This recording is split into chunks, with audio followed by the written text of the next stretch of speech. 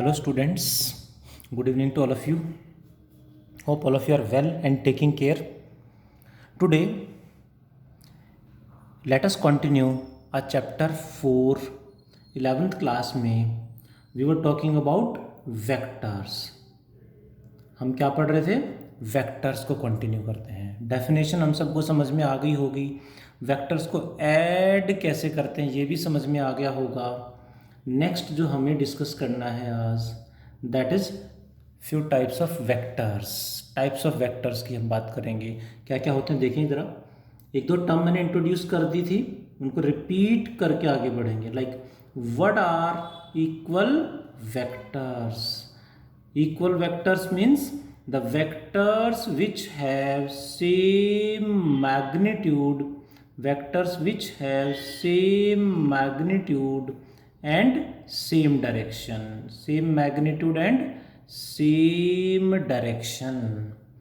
What are negative vectors? What are negative vectors? The vectors which have same magnitude but negative means opposite, but opposite direction. Vectors में negative मतलब opposite direction. Hope you understand. What do you mean by zero और null vectors? Zero और null vector किसे कहेंगे? The vector which has zero magnitude. अब magnitude zero होगा तो उसका सिग्निफिकेंस तो कुछ होगा नहीं, बट फिर भी हमें लिखना पड़ेगा zero magnitude and any arbitrary direction. Any arbitrary direction, that is zero और नल वेक्टर. इसका क्या क्यों पढ़ रहे हैं वो भी हम थोड़ा सा डिस्कस करेंगे आगे. यूज़ तो कहीं होना नहीं, बट फिर भी पढ़ना पड़ रहा है. हमें यूज़ क्यों कर रहे हैं इस टर्म को डिस्कस करेंगे वो.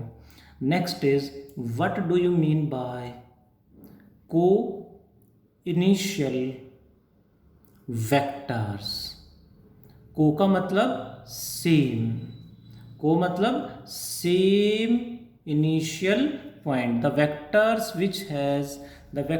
विच हैज सेम इनिशियल पॉइंट यानी सेम स्टार्टिंग पॉइंट, और we can say same initial point और सेम पॉइंट ऑफ एप्लीकेशन और same point of application. What are coplanar vectors. Coplanar, the vectors lying in same plane. Vectors lying in same plane are known as what? Coplanar vectors. सो हम नाम ध्यान रखेंगे, terms कहीं कहीं आगे use होंगी, हमें पता होना चाहिए. What are collinear vectors. Collinear vectors are of two types. One are parallel vectors and another are anti-parallel vectors. Parallel and anti-parallel vectors. Now what are these? क्या होते हैं? What are parallel vectors and anti-parallel? The vectors which have any magnitude, whatever may be the magnitude, doesn't matter. Direction same होनी चाहिए बस.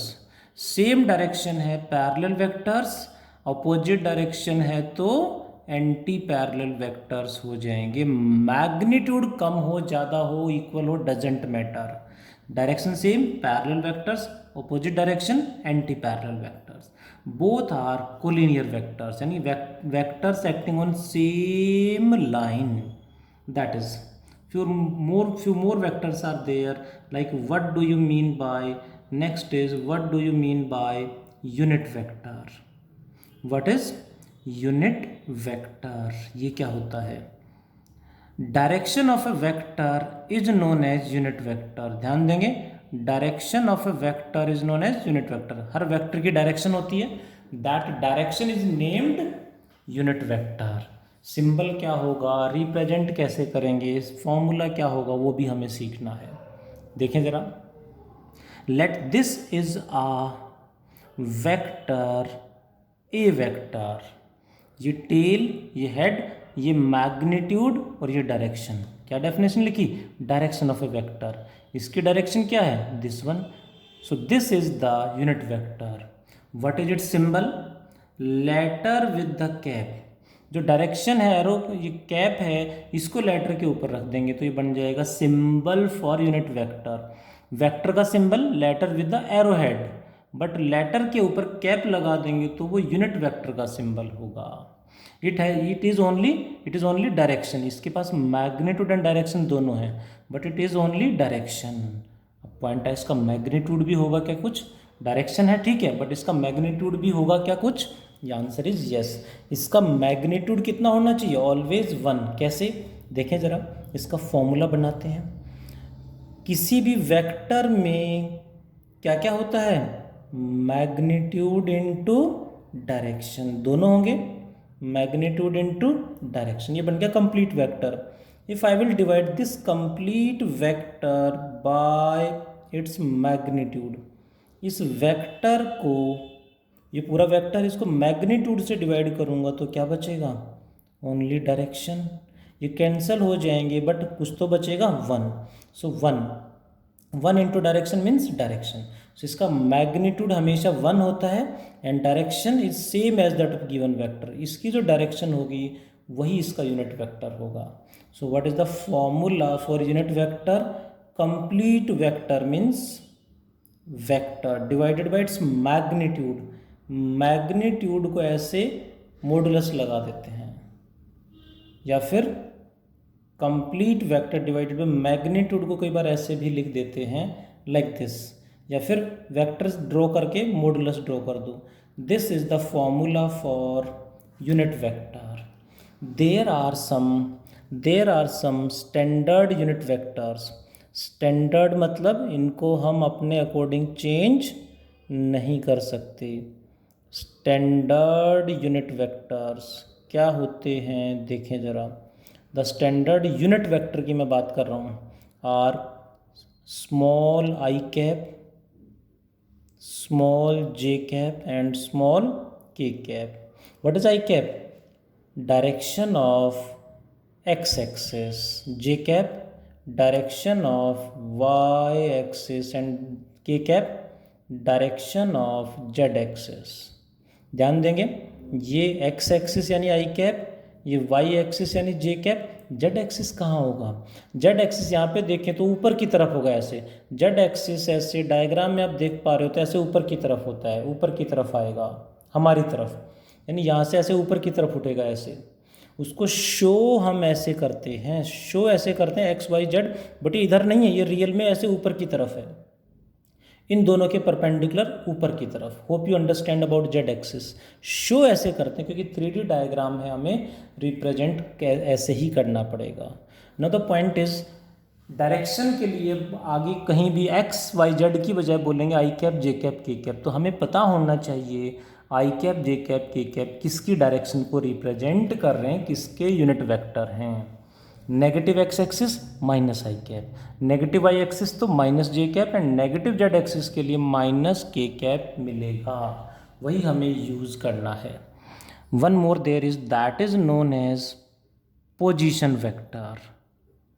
Position vector means वो vector जो किसी भी, the vector which gives position, the vector which gives position of a particle point or place, which gives position of a point or we can say place, किसी particular place की जो position हमें बताएगा, that is known as position vector. For example, there is a point P, कोई point है P, इसके coordinates are given 2 3 5। What is its position vector? तो इसका position vector generally small r vector से रिप्रेजेंट करेंगे। आगे भी बार बार यूज होगा, ध्यान रखेंगे, आगे भी यूज होगा। स्मॉल r वेक्टर से रिप्रेजेंट करते हैं पोजीशन वेक्टर को। फॉर्मूला, x कोऑर्डिनेट कितना है 2, x की direction i cap, plus y coordinate 3, direction j cap, plus 5 into direction k cap. हमेशा सबसे पहले X coordinate, then Y coordinate, Z coordinate, उनकी direction I cap, J cap, K cap. This is the form symbol for position vector. इस तरह से कोई भी coordinate given हो तो उस पॉइंट का पोजीशन वेक्टर इस तरह से हम लिखेंगे। एक और टर्म छोटा सा यहाँ पे इंट्रोड्यूस करूँगा, that is known as localisation. What is localisation? बहुत कम यूज़ करते हैं बट फिर भी हमें पता होना चाहिए localisation. Localisation is the shifting of a vector. What it is? Shifting of a vector from one point और one place to another place, but condition है without change in magnitude and direction. Without change in magnitude and direction. Magnitude and direction change नहीं होने चाहिए, वो as it is same रहने चाहिए। Magnitude and direction, जैसे ये कोई एक वेक्टर मान लेते हैं, ऐसे ए वेक्टर, इसको हम यहाँ से उठा के यहाँ कहीं भी रख सकते हैं। बस कंडीशन है मैग्नीट्यूड सेम रहे, डायरेक्शन सेम रहे। मैग्नीट्यूड एंड डायरेक्शन चेंज नहीं होने चाहिए। एक जगह से दूसरी जगह हम लोकेलाइज मतलब शिफ्ट कर सकते हैं। That is known as localisation of a vector. These are some types of vectors, और बार बार जिनको हम यूज़ करेंगे अलग अलग जगह पे, अलग अलग चैप्टर्स में, ये हमें ध्यान रखने हैं। इनका यूज़ हम बार बार करेंगे आगे। लास्ट क्लास में हमने पढ़ा था laws of vector addition, triangle of vector addition, हमने लास्ट क्लास में डिटेल में पढ़ा था। आज अभी हमने पढ़ा types of vectors. And next point is parallelogram law of vector addition. Parallelogram law of vector addition. Parallelogram law of vector addition क्या होता है सीखते हैं जरा। ऑलमोस्ट सेम है। This is A vector and this is B vector. Angle between them is theta. Question is add them, what is their addition? Sum क्या होगा? दोनों क्या है? को इनिशियल वेक्टर हैं। अब इन दोनों को ऐड करने के लिए what I will do, B का इक्वल वेक्टर यहाँ ड्रॉ कर लेंगे। बी का इक्वल वेक्टर मैंने यहाँ पे अज्यूम कर लिया, ड्रॉ कर लिया। Equal vector means same magnitude same direction. अभी ये पीछे मैंने इंट्रोड्यूस किया था। ये एंगल थीटा है तो ये भी थीटा होगा, कोरेस्पॉन्डिंग एंगल्स दोनों इक्वल हैं। हमें इन दोनों को ऐड करने के लिए कहा गया। हम इन दोनों को ऐड करना आता है, ट्राइंगल ऑफ वेक्टर एडिशन से हमने सीखा था। ये दोनों इक्वल हैं, इन दोनों को ऐड करें और इन दोनों को ऐड करें, एक ही बात है। दैट मीन्स इन दोनों को हम ऐड कर लेंगे। इन दोनों को ऐड हमने कैसे किया था?